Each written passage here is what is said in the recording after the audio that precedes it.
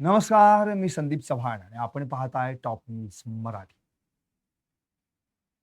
महाराष्ट्र आणि या महाराष्ट्रामध्ये गेली अनेक दशकांपासून गुंड, त्यांच्या टोळ्या, त्यांची दहशत याचा सामना सर्वसामान्य माणसांना करावा लागला.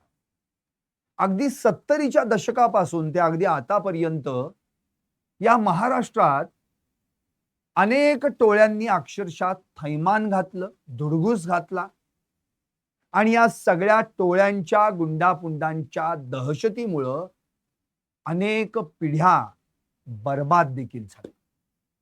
कारण या टोळ्यांच्या दहशतीनं सर्वसामान्य माणसांना तर त्रास दिलाच, पण त्या जोडीलाच तुमच्या आमच्या घरातल्या अशा कितीतरी मुलांना या टोळ्यांच्या संपर्कात आणून त्यांची कुटुंब उद्ध्वस्त केली, त्यांना देशोधडीला लावलं. त्यामुळं महाराष्ट्रात आताची जर परिस्थिती आपण पाहिली, केवळ बीडच म्हणत नाहीये मी, मुंबई, पुणा, कोल्हापूर, सांगली, जिथं जाईल तिथं या सगळ्या टोळ्यांनी अक्षरशः थैमान घातलं. आणि आता याच टोळ्या जेव्हा बिनदिक्कतपणे, राजरोसपणे अगदी सर्वसामान्यांच्या घरात घुसून त्यांचं आयुष्य बेचिराख करायला सुरुवात केली, तेव्हा कुठे या महाराष्ट्रानं अनेक आतापर्यंतच्या घडलेल्या सगळ्या कारनाम्यांच्या, किस्स्यांच्या गोष्टी ऐकायला आणि पाहायला सुरुवात केली. आता जेव्हा बीड आणि बीड मधल्या टोळ्यांचं वर्चस्व महाराष्ट्रातल्या घराघरामध्ये ऐकायला पाहायला जाऊ लागलं, तेव्हा आठवणी ताज्या झाल्या त्या मुंबईमध्ये एकेकाळी दहशत माजवणाऱ्या टोळ्यांच्या. त्यामुळं महाराष्ट्रातल्या मुंबईला, या आर्थिक राजधानीला, या टोळ्यांची दहशत काही नवीन नाही. पण आता बीड सारख्या मागासलेल्या दुष्काळी भागात देखील या अशा दहशतीच्या टोळ्या निर्माण होऊ घातल्या आणि त्यातून महाराष्ट्रातलं एक उत्तम असं बीड देवदेवतांची भूमी म्हणून ज्या जिल्ह्याला ओळखलं गेलं, त्या बीडला देखील या दहशतीची कीड लागली. त्यामुळे अशा अनेक टोळ्या ज्या आतापर्यंत महाराष्ट्रात कार्यरत होत्या आहेत, त्या सगळ्यांमुळं नुकसान मात्र आपल्या तुमच्या आमच्या घरातल्या तरुणांचं झालं. त्यामुळं खरं तर मी आजचं लाईव्ह जे घेतोय ते या टोळ्यांशी संपर्कात येणाऱ्या किंवा येऊ पाहणाऱ्या, त्यांच्याकडे आकर्षित होणाऱ्या आजच्या तरुणाईकडे. म्हणून माझ्या लाईव्हचा विषयच आहे सावधान. तुमची मुलं कुण्या आकाचा जिन होऊ पाहत नाहीत ना, वेळीच लक्ष. कारण आता ह्या टोळ्यांचं लोण, त्यांच्या दहशतीचं लोण तुमच्या आमच्या घरापर्यंत येऊन पोहोचलंय. आणि याला कारणीभूत आहे सोशल मीडिया, रील्स, इंस्टाग्रामवरचे फेसबुक पोस्ट आणि आतापर्यंत विविध टोळ्यांनी गावोगावी, खेडोपाडी, शहरोशहरी जाऊन तरुणाईला आकर्षित करण्यासाठी त्यांना दाखवलेली लालूच. मग कुणाला पैशाच्या, लोभाच्या, हव्यासाच्या जाळ्यात अडकवायचं, कुणाला त्याच्या गावात त्याला कुणीतरी मोठं म्हणावं यासाठी त्याच्यातला अहंकार जागृत करून त्याला टोळ्यांमधल्या नको त्या कारवाईंमध्ये सामील करून घेण्याचा प्रयत्न करायचा. आणि मग अशा सगळ्या गोष्टींमधून सुरुवात होते ती सगळ्या दहशतीच्या वाटेवरची. त्यामुळं हे जे आका बनलेत, या आकांचे जिन्न आपल्या घरातलं कुणी बनत नाहीये ना, त्यांच्या आहारी तर कुणी गेलं नाहीये ना, याचा सगळा विचार खरं म्हणजे आपण करायला हवा. त्यामुळे मी आता हे जे लाईव्ह करतोय अगदी संवाद साधण्यासारखा आहे. आपल्याला आठवत असेल, अगदी 70-80च्या दशकापासून मुंबई अंडरवर्ल्ड आणि या अंडरवर्ल्ड जे नाव आलं, त्यातून मग जी काही सगळे त्या आका आणि त्यांचे जीन बाहेर पडायला लागले, तेव्हापासून आपण मुंबईची दहशत पाहत आलो. आणि त्या अगदी त्याचं लोण मग पुण्याकडे, कोल्हापूरकडे, सांगलीकडे, प्रत्येक गावोगावी आणि शहरामध्ये या टोळ्यांचे आका आणि त्या आकांचे जीन अक्षरशः थैमान माजवत सुटले. त्यामुळं अशा सगळ्या गुंडापुंडांना खरं तर आता आपण वेळीच रोखायचं असेल, त्यांना थांबवायचं असेल, तर कुठे ना कुठेतरी सरकार आणि आपण देखील एक सजग नागरिक म्हणून काम करणं गरजेचं आहे. दाऊद, करीमलाला, मुदलियार, तिकडे वसई, विरार, उल्हासनगरला कलानी, ठाकूर आणि पुण्यामध्ये गजामारणे, मोहोळ, घायवळ अशी एक एक नावं पुढे आली आणि या टोळ्यांचे कारनामे, त्यांचे किस्से, त्यांची दहशत अख्ख्या महाराष्ट्राला कळली. आता हे लोण अगदी इकडे मराठवाड्यामध्ये पण जाऊन पोहोचलं आणि तिथे वाल्मिक कराड, सुदर्शन घुले, खोक्या भोसले ही नावं देखील पुढे आली. त्यामुळे या सगळ्यांनी जे काही विष पेरलेलं आहे, ते विष कुठे ना कुठेतरी तुमच्या आमच्या मुलांच्या ताटात पडू नये आणि त्याचं प्राशन त्यांनी करू नये, यासाठी आपण प्रयत्न करणं अत्यंत गरजेचं. 1986 साली हा दाऊद भारत सोडून दुबईत गेला आणि दुबईतून पाकिस्तानात पळून गेला आणि तिथून आपल्या भारतातल्या याच मुंबईमध्ये 12 मार्च 1993 रोजी बॉम्बस्फोट घडवून आणले. आता त्या दाऊदच्या टोळ्यांनी केलेले उद्योग तेव्हा तिथपर्यंतच थांबले का? नाही. आजही त्याच्या शेकडो कारवाया, त्याची पिलावळं, त्याच्या टोळ्या करतच आहेत. पण यांना जे काही अभय मिळतंय, यांना जे काही वरदहस्ताचं वलय प्राप्त होतंय, यांना जो काही राजाश्रय प्राप्त होतोय, या राजकीय नेत्यांनी अशा कुठे ना कुठेतरी टोळ्या आपल्या आजूबाजूला ठेवून त्यांचा बरोबर वापर करून अगदी त्या टोळ्यांमध्ये सर्वसामान्यांची मुलं भरती करून आपलं काम पिढ्यानपिढ्या चालूच ठेवलं. त्यामुळं आपण पहिल्यांदा लक्ष द्यायला पाहिजे ते आपल्या घराकडे. आपल्या घरात सुद्धा अशी परिस्थिती तर नाही ना की कुणीतरी कुठल्या तरी आकाचा जिन्न होऊन पाहण्याचा प्रयत्न करतोय. कारण की आता त्याच्या मोबाईल हातात आहे. तुम्ही आता स्क्रीनवर रील्स पण पाहताय. खोक्याचे रील, त्या वाल्मिक कराडचे रील्स, असे कितीतरी गुंडपुंडांचे रील्स सोशल मीडियावर व्हायरल होत असतात. मग ते रील्स पाहून पाहून पाहून आताचे टीनेजर्स त्याकडे आकर्षित होतात. मग त्याचं अनुकरण करण्याचा प्रयत्न करतात. कोण पैसे उडवतंय, कोण लक्झरियस लाईफ दाखवतंय, कोण महागड्या गाड्या उडवतंय, कोण टोळ्यांची दहशत कुठे चालू आहे, कुणाची काही वाक्य वेगळीच, मला आता असं बनायचंय, मला आता तसं बनायचंय. या सगळ्यांमुळे त्या आपल्या घरातल्या मुलाची मानसिकता तर बदलत नाहीये ना. याकडे आपण वेळीच लक्ष देणं गरजेचं आहे. आपली मुलं नेमकं काय करतात, आपल्या मोबाईलवर ते काय नेमके फीचर्स आहेत, त्यात ते काय पाहतात, त्यांना कोण आयडॉल वाटतं, कोण मेंटर वाटतो, कोण आदर्श वाटतं, याच गुंडापुंडांचे रील्स पाहून जर उद्या याला पण तसंच व्हावंसं वाटलं तर आपण काय करायचं, या सगळ्या गोष्टींचा विचार करणं गरजेचं आहे. खरं म्हणजे पालकांनी याकडे लक्ष देणं गरजेचं आहे.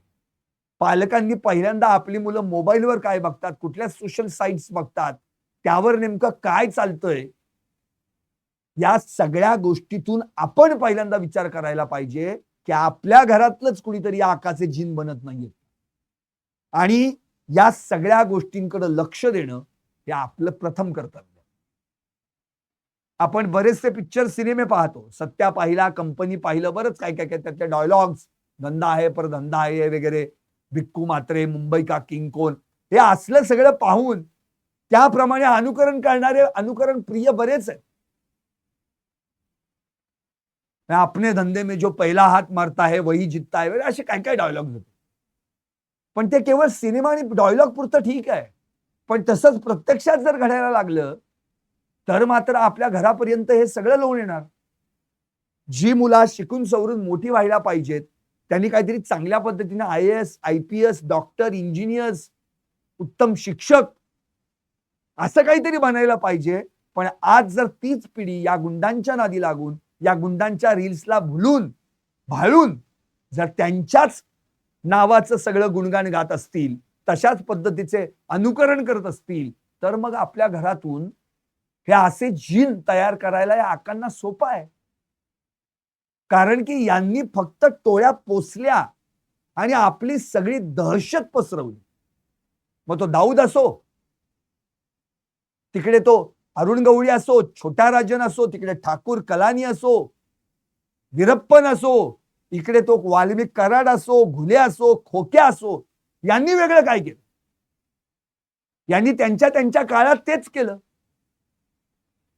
म्हणून या सगळ्यांच्या माध्यमातून आपण एक विचार करायला पाहिजे की आपल्या घरात असे कुठले आका किंवा आकाचे जीन तयार होणार नाहीत, यासाठी आतापासूनच आपण आपल्या मुलांकडे वेळीच लक्ष द्यायला पाहिजे.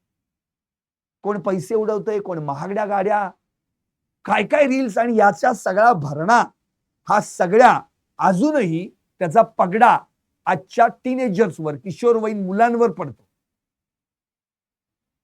खरं तर आपण कितीतरी रील्स पाहतोय, आजही त्या वाल्या कराडचे समर्थक आहेत, त्या घुलेचे समर्थक आहेत, त्या कृष्णा आंधळेचे समर्थक आहेत.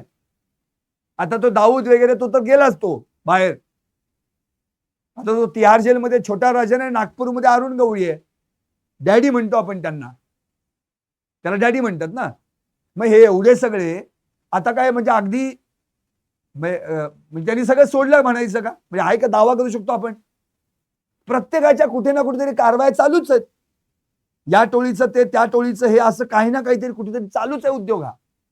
आणि या सगळ्या उद्योगाच्या माध्यमातून आज आपली मुलं जर याकडे आकर्षित झाली, त्यांच्या गळ्यात अंगभर असलेलं सोनं, त्यांनी काय गाड्या चालून मारलेली शायनिंग, पैसे उडवताना त्यांनी केलेले उद्योग, हेच जर सगळे आपण आपल्या मुलांना दाखवत ते बघतायत असं जर आपल्याला दिसलं, तर आपण त्यांना वेळीच हटकणे हे आपलं काम आहे. आता बाहेर गेल्यानंतर आपण काहीच करू शकत नाही. संतोष देशमुख हत्या प्रकरणात जे सगळे आता ज्या वाल्यांचे चेले चपाटे वापरले, त्यांची वय काय आहे? 26, 27, 23, 24 अशी वय आहेत त्यांची. पावशेर आयुष्य पण नाही जगले, पण काय झालं? उरलेलं सगळं आयुष्य एक तर कोठडीत काढावं लागेल किंवा फासावर लटकावं लागेल. दुसरं काय? जिथं आयुष्य सुरू होतं तिथं संपलं यांचं. काय नादी लागले हे टोळ्यांच्या? एकतर शिक्षणाचा अभाव, 4 पैसे कुठून तरी काहीतरी वाम मार्गाने जर मिळतायत कष्ट न करता, नाव गाव बडे जाओ, याच्यातच मग चले जाओ. या सगळ्या आयुष्यात त्यांना जे गाईड मिळायला पाहिजे होते, मार्गदर्शन त्यांना व्हायला पाहिजे होतं, तेच त्यांना प्रॉपर झालेलं नाहीये. नको तीच माणसं जर त्यांच्या आयुष्यात आली तर त्यांच्याकडून त्यांना अपेक्षित आहे तेच होणार आहे. म्हणजे राजकीय लोकांचं राजाश्रय असल्याशिवाय असे गुंड आका तयार होत नाहीत, आणि या आकांचा सपोर्ट असल्याशिवाय असे चेले चपाटे असे उद्योग करत नाही. आज कुठेही जा तुम्ही, आपल्याला असं वाटतंय का 4 गांजाच्या पुड्या पकडल्या म्हणजे महाराष्ट्रातलं आता सगळं ड्रग्सच्या 1-2 काही धाडी टाकल्या की सगळं तस्करी संपली, ड्रग्सचं तस्करी संपली, गांजाची तस्करी संपली? नाही. 2-4 प्राण्यांचे आपण ज्याला म्हणतो की बाबा मांस किंवा त्यांचे काही कातड्या सापडल्या म्हणजे सगळी प्राण्यांची तस्करी संपली? नाही. अहो माफियाच माफिया तयार झाले. खंडणी माफिया, मग भूमाफिया, मग आणखी त्याच्या पुढं ते सुरू झाले सगळे प्रकार वेगळेच, मग तस्करी माफिया, आणि आता नवीन बघायला आपल्याला मिळालेत ते राख माफिया, वाळू माफिया. या सगळ्या माफियांच्या नादातून जे काही आतापर्यंत आपल्या आयुष्यात जे लोक आजूबाजूला आपल्या मुलांचं वातावरण असायला पाहिजे मुलांच्या, ते नाहीच आहे. टीव्ही लावला तरी काहीतरी खून, दरोडा, अत्याचार, हिंसाचार, भ्रष्टाचार हेच त्यांना बघायला मिळतंय. मोबाईल ओपन केला की रील्स, गुंड पुंड काय करतायत ते, कोण काहीतरी वेगळाच उद्योग करतोय ते दाखवतायत, ते टाकतायत, कोण पैसे उडवतंय, कोण दारूच्या बाटल्या, कोण आणखी वेगळं काहीतरी थिरकतंय. या सगळ्या तालावर त्याच्या आजूबाजूला जर मुलांच्या हेच सगळं दिसत असेल, हेच सगळं असेल, तर मग ती मुलं का नाही आहारी जाणार?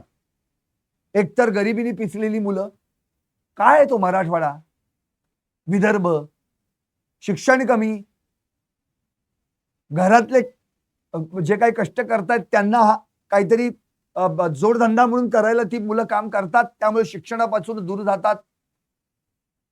मग व्यसनांच्या आहारी लागतात. मग व्यसनांच्या आहारी गेल्यानंतर अर्थातच ती पूर्ण पुरवण्यासाठी पैसे लागतात. मग त्यांना कोणतरी एखादा टोळीचा म्होरक्या किंवा चेल्या चपाटा एखादा भेटतो, तो म्हणतो पैसे मिळतात तू फक्त चल, असं करायचं तसं करायचं, ह्याला दमदाटी कर, ह्याला डोस दे, ह्याला दोन चार कानपाटी थांड, त्याचा हात तोड, ह्याचा पाय तोड, शेवटी करता करता ह्याला संपव, असं करता करता ह्याला पैसे मिळायला लागतात. मग गाडी येते, चैन येते गळ्यात, हातात अंगठ्या, ब्रेसलेट, खिशात नोटांची बंडलं, आणि मग खोक्याबाई सारखे रील तयार होतात. बघताय तुम्ही स्क्रीनवर.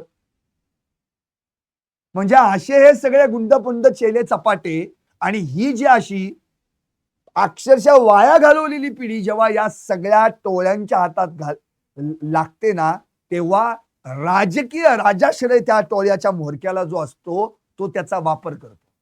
मग इलेक्शन असो, कार्यक्रम असो, आणखी त्याच्या काय भानगडी असो, यावेळी यांचा वापर करायला सुरुवात होते, आणि त्याचाच त्रास महाराष्ट्रातल्या सर्वसामान्य माणसांच्या मुलांना भोगावा लागतो. खरं तर ह्या टोळ्या कालपासून नाहीच आहेत. मी तुम्हाला कधीपासून सांगतोय, 70-80 दशकापासून हे सगळं चालू झालेलं आहे. तेव्हाही अशाच पिढ्या बर्बाद झाल्या, आताही आणि यापुढेही होत आहेत, आपण बघतोय. कुणी ना कुणीतरी एखादा म्होरक्या उपटसुंब बनतो, त्याला कुठेतरी कुठला तरी एक राजकीय वरद असतो, तो त्याचा आका असतो, आणि हा इतर त्याच्या टोळ्यांच्या चेल्या चपाट्यांचा आका बनतो. मग काय, फळक पाणी, 2 हाडकं, चपटी, खिशात बंडलं नोटांची, झालं, तो खुश होतो, आणि मग तो आणखी पोरं जोडायला लागतो. बघा ना, अजून तुम्ही कितीतरी समर्थक आहेत, तो वाल्या कराड आणि त्याचे चले पाट्या आता कोथळीत आहेत, तरी देखील त्याचे समर्थक रील करतायत. तो 5 मार्चला सुटणार आहे, वाल्या परत येईल, वाल्मिकांना परत येणार आहे, वाल्मिकांना कमबॅक, काय काय काय काय रील्स होते, आपण बघितले, मी लाईव्ह केलं होतं त्याच्यावर. म्हणजे अजूनही या मुलांना ते आदर्श का वाटतात? असं काय आहे त्यांच्याकडे? तर त्यांनी आकृष्ट करून ठेवलंय यांना, त्यांनी आकर्षित करून ठेवलंय यांना, त्यांनी त्याच्यातला अहंकार जागा केलाय, त्यांनी त्याच्यातला लोभ हव्यात जागा केलाय, त्यांनी त्याच्या आत असलेल्या वाईट गुणांना जागा केलंय.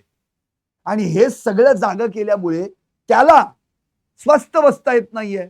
मग तो व्यसनांच्या आहारी गेलेला आहे. मग ते ड्रग्ज, गांजा, दारू, हे सगळं मिळवायचं असेल तर पैसा पाहिजे, पैसा पाहिजे असेल तर या टोळ्यांशी संपर्क पाहिजे, या टोळ्या मग त्याच्याकडनं काम करून घेणार. मग खुनाचा प्रयत्न, खून, दरोडा, मारामारी, चोरी, सगळं काही या सगळ्या टोळ्यांकडून केलं जातं, आणि मग त्याचाच परिणाम त्या सर्वसामान्य कुटुंबाला भोगावा लागतो. आज जे सगळे आत गेलेत त्यांचे काही घरचे खुश असणार आहेत का? आनंदित असणार आहेत का? कुणाचा नवरा जेलमध्ये आहे, कुणाचा मुलगा जेलमध्ये आहे, कुणाचा भाऊ जेलमध्ये आहे, हे सगळे जे गेलेत त्यांचे नातेवाईक खुश असणार आहेत का? नाही. या गँग का बनल्या? गँग कुणाची तरी गरज आहे. गुन्स, हे गुंड, गँग्स ऑफ गुन्स, बीडमध्ये तेच आहे वास्तव्य. जे काही राखेच्या अवैध धंद्यातून सगळं सुरू व्हायला जो काही प्रकार सुरू झाला त्याला कुणाचा तरी आश्रय आहे ना, राजाश्रय आहे. तुम्ही करा रे बिंदास, काही फरक पडत नाही. 10 रुपये मिळतात ना, 2 रुपये तुम्हाला, 8 रुपये आम्हाला. झालं. 2 रुपयासाठी सगळा उद्योग सुरू होतो. तो अगदी 2 लाख कोटी कुठल्या कुठे गेला तो. ज्या राखेला 0 किंमत होती आज त्याच राखेला किती किंमत आहे बघा. हायवा काय, टिप्पर काय, काय काय चालतंय तिथं. काल अजितदादा म्हणाले की राख गँग, वाळू गँग यांना सुतासारखं सरळ करणार. पण जोपर्यंत ते वाकडं होतं तेव्हा सरळ करताना का नाही प्रयत्न केला गेला. या राज्यकर्त्यांनी या सगळ्यांवर का नाही जरब ठेवला.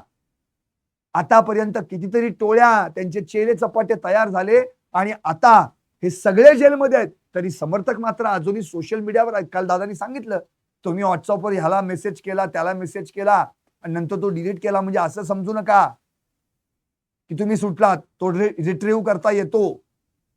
हो, पण दादा आता सोशल मीडियामध्ये या सगळ्या टोळ्यांनी, त्यांच्या गुंडापुंडांनी अशा काही टीनेजर्स, अशा काही मुलांना आकर्षित करून ठेवलंय की ते आता त्यांचे रील्स बघण्यात धन्यता मानतात आणि स्वतः तसे रील्स काढायचा प्रयत्न करतात. आजही त्यांना त्यांचे आदर्श तो वाल्या कराड, प्रतीक गुले, सुधीर सांगळे, जयराम चाटे, विष्णू चाटे, कृष्णा आंधळे, सुदर्शन गुले हेच वाटतायत. कारण की यांनी त्यांना काहीतरी याच्या आधी कुठे ना कुठेतरी मदत केलेली आहे. मग कुणाचं व्यसनासाठी, कुणाला दारूच्या पैशासाठी, कुणाला आणखी कुणा कशासाठी, आणि त्यातूनही त्यांचे आदर्श बनले. म्हणून मला आता एवढीच विनंती करायची की जे काही पालक आतापर्यंत या गोष्टीकडे दुर्लक्ष करतात त्यांनी खरं म्हणजे लक्ष द्यायला पाहिजे की आपण आपल्या मुलांनी काय करायला पाहिजे, आपल्या मुलांनी कशा पद्धतीनं त्यांना या सगळ्या टोळ्या टोळक्यांपासून बाजूला ठेवता येईल. बघा ना, आता मी हा विषय एवढा महत्वाचा घेतलाय, या विषयाकडे गांभीर्यानं का पाहत नाही आपण, या विषयाकडे का लक्ष देत नाही आपण. हे पोटतिडकीने मी लाईव्ह त्यासाठीच करतोय कारण की यावेळी आपल्या घरातला जेव्हा एखादा मुलगा या टोळीच्या आकाच्या नादी लागून जिन्न बनतो ना, तेव्हा काय परिस्थिती निर्माण होते. कोणी पैशाच्या लोभापायी जातो, तर कोणी गरिबीपोटी जातो, पण नंतर त्याचा वापर काय होतो, नंतर सगळं संपतो. ज्या घरातली व्यक्ती जाते त्यालाच कळतं. म्हणून या सगळ्या टोळ्यांपासून सावध राहायचं असेल तर मुलं आपली काय करतात याकडे पहिल्यांदा आपण लक्ष द्यायला पाहिजे. आपलं पोरगं कॉलेजला जातं म्हणजे नेमकं काय करतं. फक्त त्याला खिशात 50-100 रुपये दिले, रोज कॉलेजला चाललंय पोरगा, पण काय करतंय तर त्यात याकडे आपण लक्ष देत नाही. मग तो कॉलेजच्या बेंचवर बसतोय का, कॉलेजच्या कट्ट्यावर बसतोय का, आणखी कुठल्या अड्ड्यावर बसतोय याचा आपल्याला ठाव ठिकाणा अजिबात नसतो. नंतर काही दिवसांनी कळतं की पोरगं बरेच दिवस कॉलेजलाच गेलं नाही, जेव्हा कॉलेजमधनं लेटर येतं. नंतर काही दिवसांनी कळतं की माझ्या पोराने काहीतरी उद्योग केलाय आणि आता तो कुठेतरी फरार आहे. काय उपयोग आहे त्याचा. आपण लक्ष ठेवलं पाहिजे की आपली पोरं नेमकी काय करतायत. या सगळ्या कुणाच्या संपर्कात तर नाहीयेत ना, कारण की आताचं सगळं एवढं भयानक चित्र महाराष्ट्रात आहे की सगळीकडे हिंसाचार बोकाळलाय, अत्याचार बोकाळलाय, भ्रष्टाचार बोकाळलाय आणि याच्याच नादी सगळे लागलेत. याच्यातून बाहेर पडणं अत्यंत गरजेचं आहे. त्यासाठी आपली मुलं सुरक्षित कशी ठेवता येतील, ती यांच्या कधीशी नादाला लागणार नाहीत. त्यांच्या कानावर कसं चांगलं पडेल, त्यांच्या डोळ्यांसमोर कसं चांगलं येईल, यासाठी आपण प्रयत्न करायला नको का. आणि आपण जर प्रयत्न केले नाही तर मग नको का. कारण की आता पर्यायच नाहीये. कारण की अशाच जर टोळ्या फोपावत चालल्या, कोणी वाळूच्या माध्यमातून काय उद्योग करतंय, कोणी राखेच्या माध्यमातून करतंय, कोण जमिनी हडपण्याच्या माध्यमातून करतंय, कोणी खंडणी मागण्याच्या माध्यमातून करतंय. असे सगळे माफिया आणि त्यांच्या टोळ्या तयार झाल्या तर सर्वसामान्य माणसांनी जगायचं कसं. आणि मग साहजिकच ह्याच्यात पैसे मिळतायत, नाव होतंय, चला याकडं, मुलं बाजूला होतात आणि तात्काळ त्यांना जॉईन होतात. अहो, हे जे रील्स बिल चालतायत ना, फेसबुक पोस्ट वगैरे, हे आकर्षित करण्याच्या गोष्टी आहेत. जशा कुठल्याही गोष्टीला मेरिट्स तशा डिमेरिट्स आहेत. तुमच्या मनावर तुमचा कंट्रोल नसेल तर तुम्ही या गोष्टीकडे वळणारच. वय वर्ष किती पण कमरेला घोडा का? पिस्तुली बंदुका सहज मुलांच्या हातात हवेत गोळीबार करतायत. आपण बघतोय हल्ली काय चाललंय. अल्पवयीन मुलं तर याच्या प्रचंड मोठ्या नादी लागलेली आहेत. अल्पवयीन मुलं सुद्धा अत्याचार करतायत, बलात्कार करतायत, खून करतायत. काय यांच्या पुढे का असं का आलं याचा विचार आपण कधी करणार? हा जो काही सगळा प्रकार चालू आहे त्यात कुठे ना कुठेतरी मानसिकता बदलत चाललेली आहे. मानसिकता, माणसाला फास्ट पाहिजे, सगळं फास्ट फूड आलंय त्यामुळे फास्ट मनी पाहिजे. कधी शिकायचं आपण एवढं मोठं, मग कधी आपल्याला नोकरी लागायची, मग कधी आपण पैसे कमवायचे, हा जो सगळा विचार आहे ना, माणसाला स्थिरता म्हणजे माणूस स्थैर्य पाहिजे त्याला, पण ते स्थैर्य पटकन पाहिजे. असं कसं मिळेल? फास्ट कसं होऊ शकतं? हे सगळं मेहनत आहे, चिकाटी आहे, जिद्द आहे, कष्ट आहेत, अभ्यास आहे.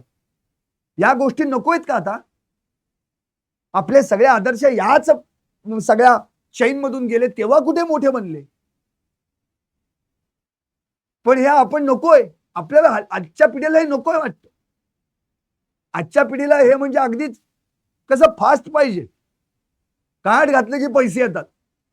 कुणी सांगितलं कार्ड घातल्यावर पैसे येतात? अहो त्या मशीन मध्ये ऑलरेडी पैसे भरलेले आहेत. पैसे असे येत नाहीत, पैसे कष्टाने येतात, घाम गाळून येतात.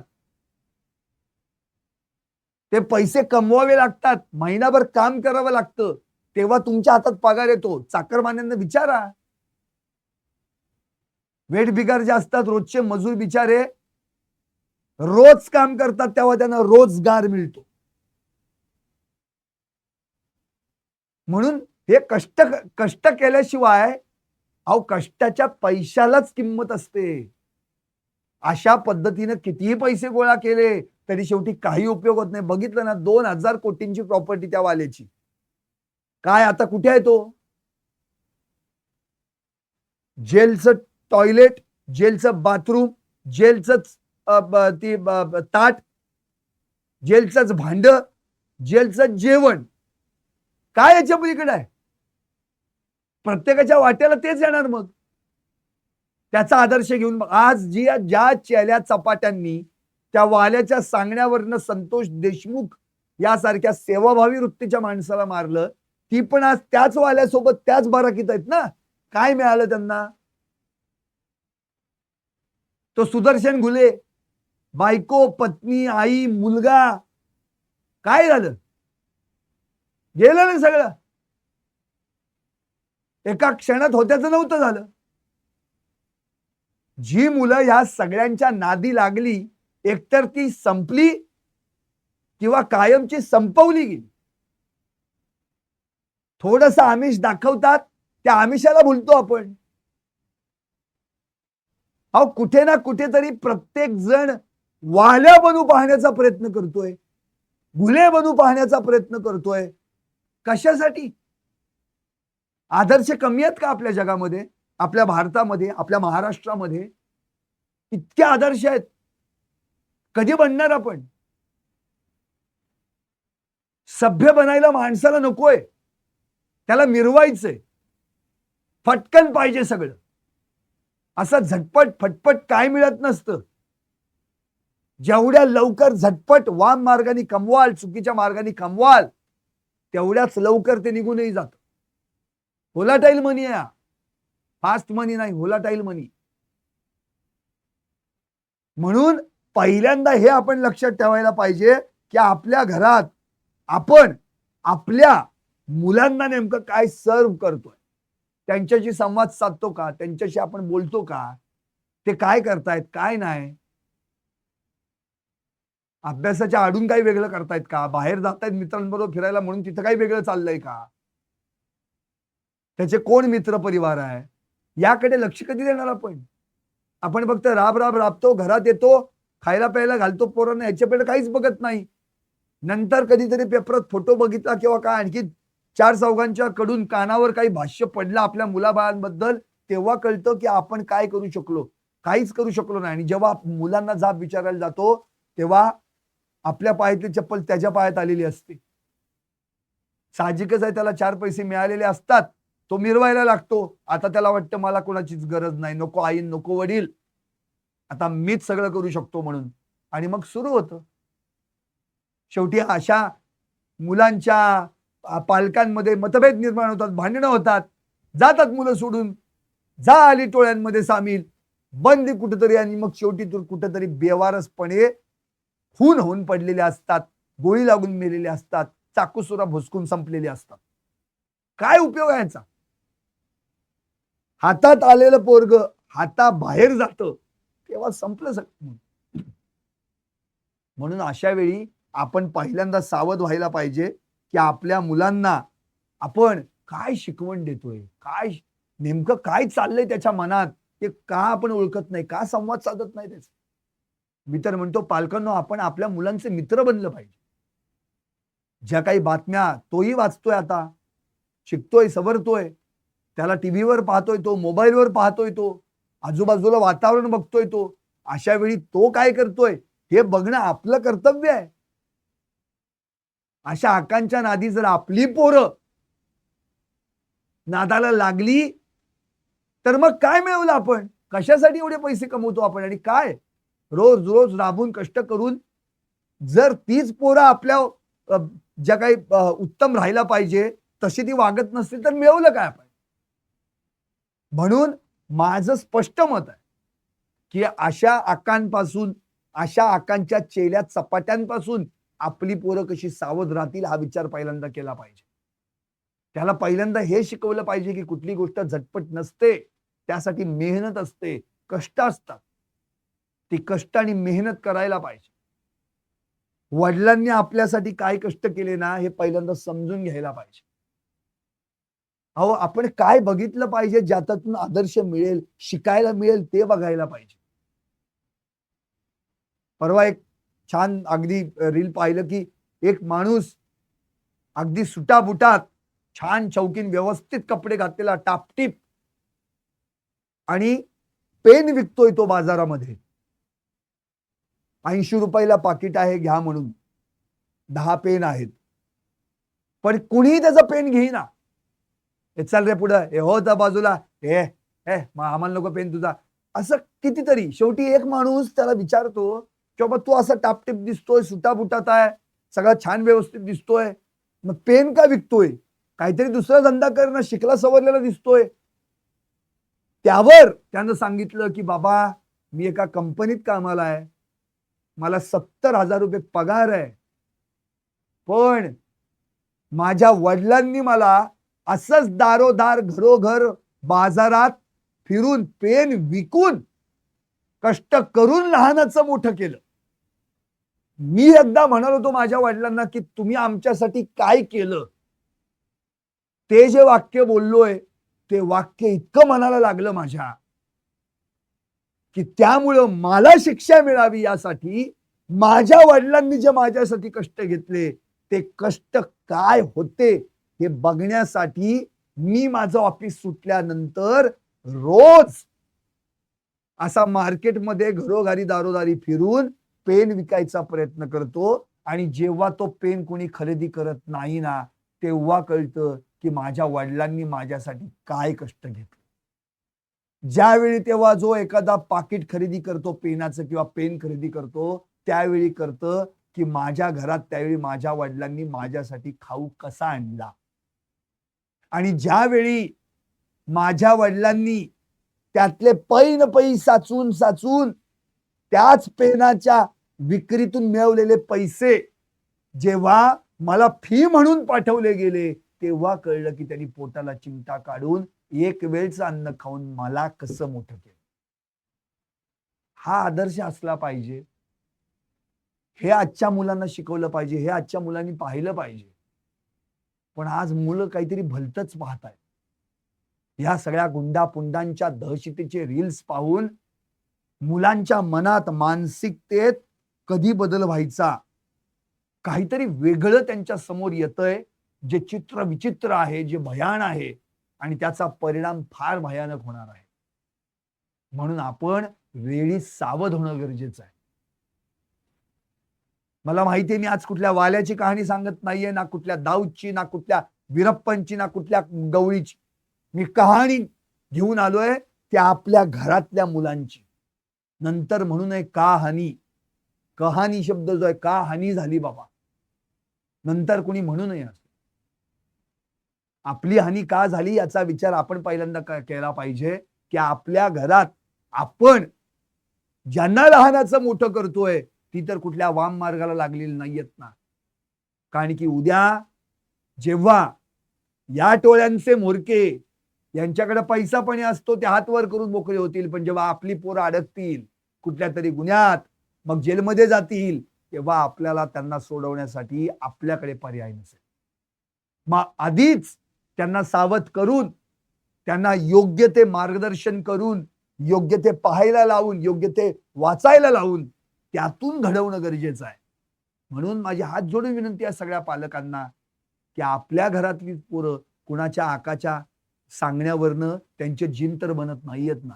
कारण की हे आका फक्त चिराग घासतात, त्यातून अशाच ज्या काही घरातले बिघडलेली जी मुलं आहेत ती टोळ्या म्हणून त्यांच्या समोर येतात, जिन बनतात आणि मग जो आका सांगेल त्या हुकमाप्रमाणे जो हुक्म मेरे आका म्हणून वागत सुटतात. त्यातनं काय मिळालं? त्या वाल्या कराडनं त्या विष्णू चाटेला हुकूम दिला, त्या विष्णू चाटेनं या चेल्याचा पट्यानं हुकूम दिला, त्यातून काय झालं? एका चांगल्या माणसाचं कुटुंब उद्ध्वस्त झालं.